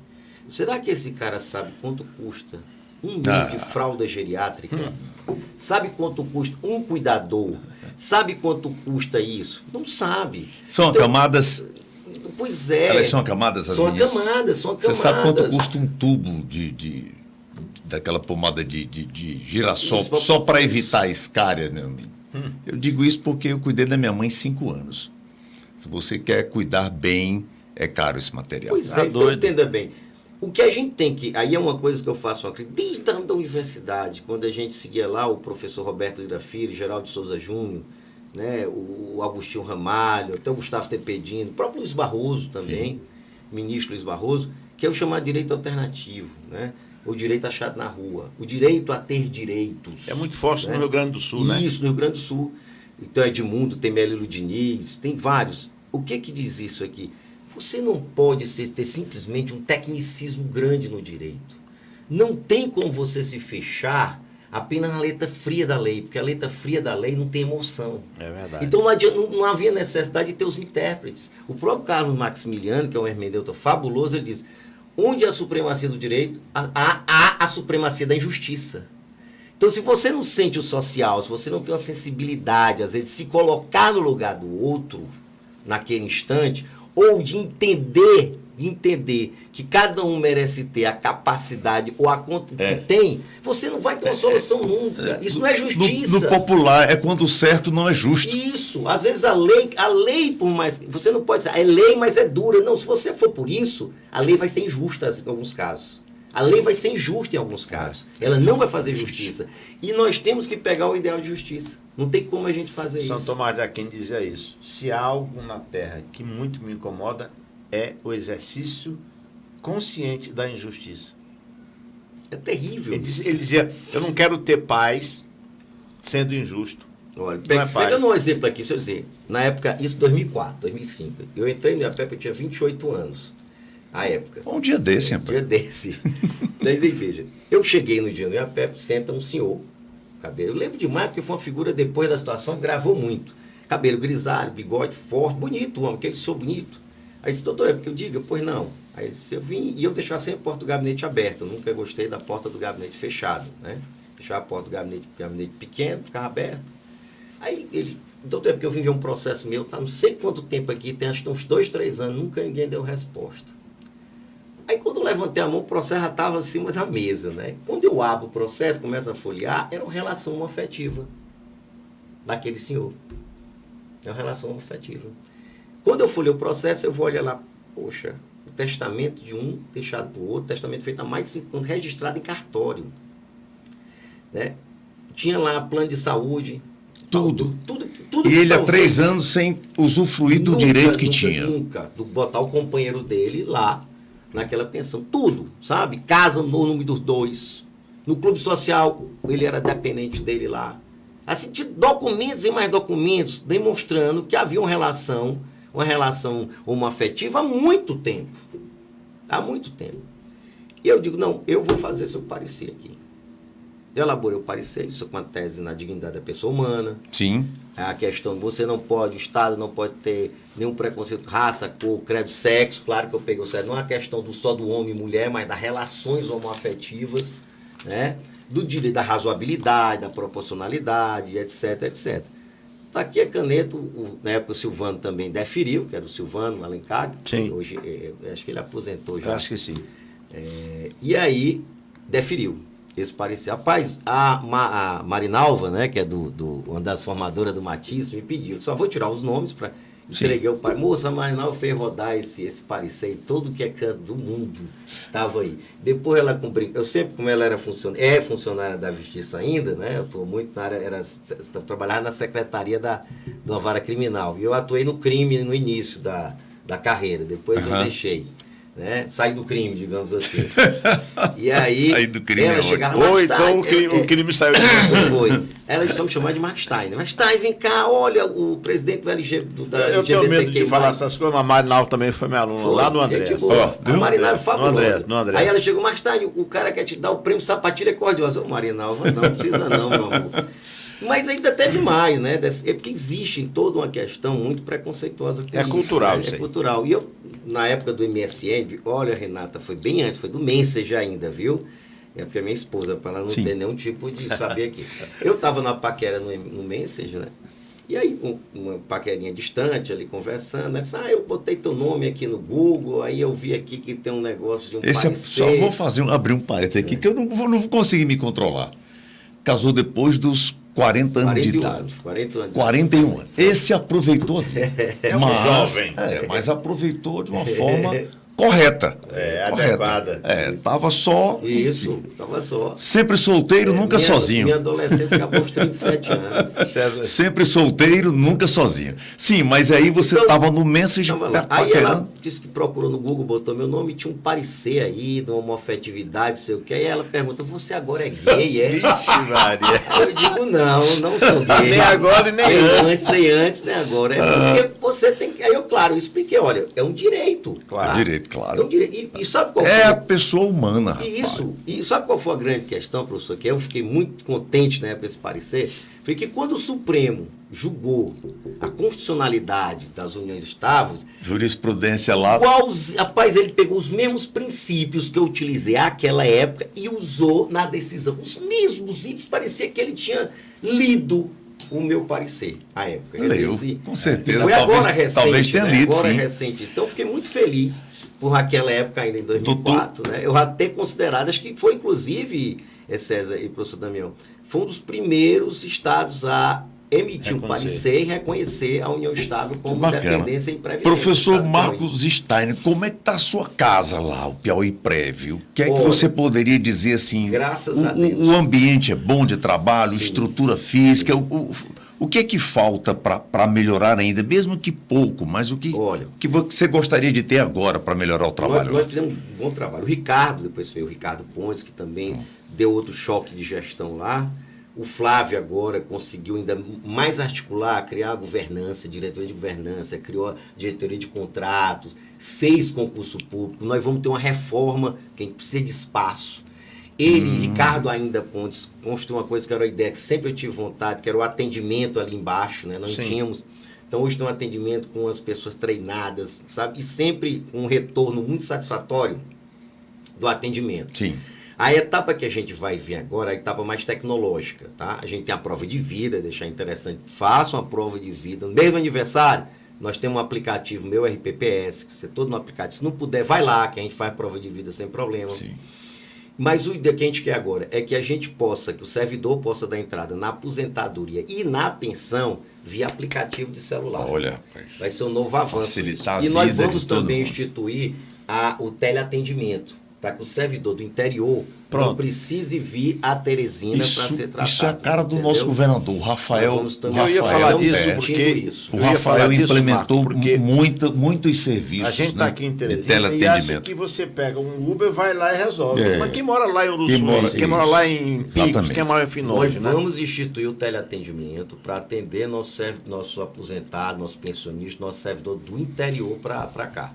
Já que eu falei do governador aqui, ele está satisfeito com o trabalho que está sendo realizado lá? Está gostando muito. Está apoiando? Está apoiando. Os resultados são... Nós vamos agora começar também um programa de divulgar já o que foi feito muito. Ótimo. Tá? O atendimento lá tem sido incrível e muita gente, mas é um acolhimento diferenciado. Né? Eu às vezes estou lá, tem um senhor assim que você vê que tem uma idade, vou conversar com ele, chego lá, falo bom dia. Isso é bom. Aí eu chamo às vezes a nossa assessora de comunicação e marketing, né, e mídia, para fazer uma entrevista com ele, entendeu?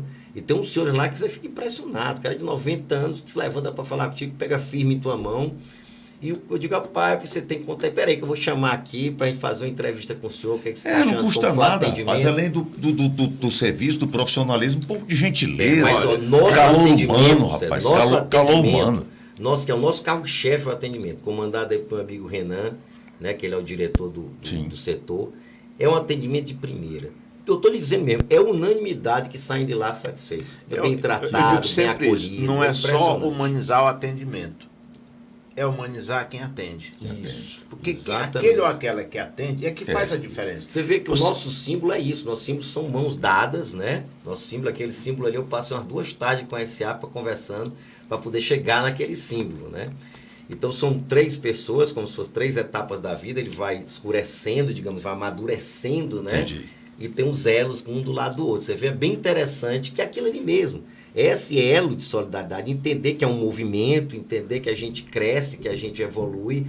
Então, nosso símbolo representa muito aquilo que a gente queria passar para Piauí Prévio. Foram 2 tardes que eu passei conversando lá com a SA para chegar naquele... Você queira da SA. Bom, professor, conversa boa. fantástica. Aqui com o Marcos a gente falaria, até porque o tema é muito relevante. Muito relevante, é verdade. Aquele ou aquela que não se permite pensar nos tempos futuros, mas não futuros distantes, mas próximos. Porque eu lembro, César, meu pai nasceu em 1925. À época, de cada 10 morriam 7. Não foi o ano que você nasceu, não, professor? Eu nasci em 63. 63. Então, veja bem, hoje as pessoas vivem muito mais. É verdade. E se elas vivem muito mais e elas sabem que não vão viver trabalhando a vida inteira, elas têm que pensar no projeto futuro, que é a aposentadoria. Sim, por isso, Marco, eu acho muito importante a sua vinda aqui. Você é convidado a voltar novas vezes, porque a gente vai fazer aqui um outro bate-papo sobre a Previdência, mas no sentido mais dessa interação entre a Previdência na capital, no interior, como é que o Estado está vendo isso, como é que a população rural vê isso, saber do que é o futuro de cada um. Professor, rapidamente aqui, só uma pergunta aqui, eu queria que você deixasse aí endereços, né? Se tem já o site, se tem Instagram. Tem um site, o meu Instagram. Se tem um número que possa. Eu digo da própria Piauí Prev. Eu dou meu número mesmo, que eu entenda que eu sou advogado também, entendeu? Pronto. Eu estou lá, mas eu sou advogado. Eu estou na UAB, então quem quiser anotar meu número é o 8108-0808. 8108 869-8108-0808. Mande, se quiser conversar, mande primeira mensagem no WhatsApp para eu saber quem é que é melhor. Claro, se identifica logo. Isso, se identifica logo. É porque, infelizmente, hoje a gente recebe tanta ligação de vendas, né, que a gente às vezes não atende sem conhecer o número. Então, mandando lá para o WhatsApp, eu vou saber quem é o assunto e a gente já conversa. Bacana. Então, não tenho problema em conversar. Eu adoro conversar sobre previdência. E pese eu tenho outros assuntos na área civil, na empresarial e tudo, mas a previdência é isso. Você está advogando ainda? Advogo, mas não contra o Estado, né? Contra o Estado eu tenho esse impedimento, mas sim, evidentemente. Tem os municípios. Eu assessoro uma empresa que faz gestão, assessor juridicamente uma empresa que faz gestão dos regimes próprios no interior do Estado, né? Então também tenho essa assessoria e dou consultoria nessa área para outras pessoas também. E quando aposentar, volta para a sala de aula. Não, aí eu vou fazer outras coisas mesmo. Pós-graduação, rapaz, ajude. Não, aí você ajude tem. Os alunos. É como eu digo assim, olha, a gente tem que se preparar. Volte para dar aula na pós, que eu digo. Olha, aqui tem que se preparar para duas coisas quando a gente vai ter que se aposentar, né? Primeira coisa, temos que preparar hoje para nossa aposentadoria depois. Então a gente tem que pensar já aqui, faço uma previdência complementar, faço seguro de vida, eu vou investir em outra coisa, parte do dinheiro para eu poder ter e etc, etc. Né? Alguma coisa desse tipo a gente tem que fazer. E a outra é já pensar em alguma coisa que eu vou fazer quando eu me aposentar. Se tem um hobby, cultivar seu hobby. Se você não tem um hobby, vá ter um hobby. Ou abrir aquele negócio que você sempre quis. Vai ficar parada que não faça dá. Inglês, vai viajar, na escola de governo. Isso aqui era meu projeto de aposentadoria que está sendo interrompido pelo professor Damião, que não me deixa. Nós temos lá na escola de governo um curso que é projeto de vida após a aposentadoria. Exatamente, isso é bacana. Porque a pessoa que trabalha 35 anos, ou 40 anos, como vai chegar algum dia, é muito tempo trabalhando. Quando parece que o corpo sente a falta e vai definhando. Então você tem que fazer alguma coisa depois. Tem que fazer. Eu não conhecia o professor Marcos Steiner Mesquita, mas assim, sabia quem era, mas nunca tinha tido o prazer, né, a oportunidade de conversar e conhecer mais. E fiquei aqui, diria que encantado. Obrigado. Né, com o seu entusiasmo, com o que você faz, com o trabalho que você está fazendo lá. Eu conheço o César Filho da época daquele saudoso e maravilhoso programa. O Orelhão, o Orelhão da Cidade. Aquilo eu escutava demais o Orelhão da Cidade. Tempo bom, né? Que bom. Era muito interessante, era muito bacana. Era muito Rapaz, legal. eu quero fazer aqui uma referência também a um amigo seu de rádio. Sim. Eu acho que é Kerly Soares. Kerly Soares. Eu era aluno da escola agrícola e eu... Ligue-se ligue. No final de semana, ligue-se ligue. Aqui no Digital da Dia, ele fazia as melhores. Tem uma voz boa também, Ligue-se né? ligue. Ele faz um programa na TV sobre automotivo, sobre carros. É verdade. Cara, olha, meu irmão, obrigado por você ter vindo. Vamos fazer aqui um brinde. Mais sucesso. Que Deus continue abençoando você, sua família, seu trabalho lá, tá bom? Obrigado, um abraço, amém.